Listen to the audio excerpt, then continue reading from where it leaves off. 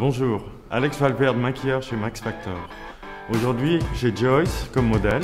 Joyce est une personne jeune, mature et organisée. Et je vais lui faire voir qu'on peut quand même porter un maquillage un peu glamour, féminin, tout en respectant son caractère. Allons-y. Pour commencer, on hydrate la peau de Joyce avec une crème de jour. On applique ensuite une légère couche de fond de teint qui servira de base au maquillage. Pour bien structurer les sourcils, on les brosse vers le haut. Avec un crayon noir, on trace sur toute la longueur de l'œil une épaisse ligne de l'extérieur vers l'intérieur, puis on estompe légèrement du bout des doigts ou avec un pinceau fin. Sur la paupière mobile, on applique un fard à paupières brun foncé jusqu'à mi-chemin de l'arcade sourcilière.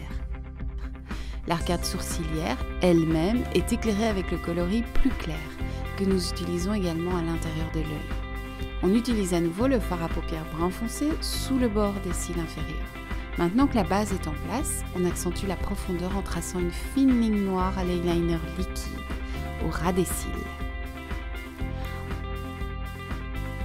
On éclaire le bord interne des cils inférieurs avec un crayon blanc. Et puis Joyce a des cils naturellement longs. On utilise donc un mascara qui donne du volume. Pour bien séparer les cils les uns des autres, on utilise une brosse à cils indépendante. Pour mettre l'accent sur le dessus, on utilise un mascara brun pour les cils inférieurs et noir pour les cils supérieurs. Pour rafraîchir les joues, on applique un peu de blush sur les pommettes et on estompe du bout des doigts. Pour les lèvres, on a choisi le Max Factor Flip Stick Gypsy Red. On applique la couleur plus sombre à l'aide d'un pinceau à lèvres en démarrant du coin extérieur des lèvres. On utilise ensuite la même couleur pour remplir les contours.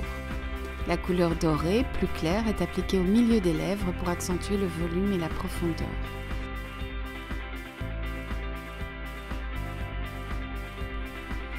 Comme touche finale, un peu de lip gloss transparent et voilà, Joyce est fin prête!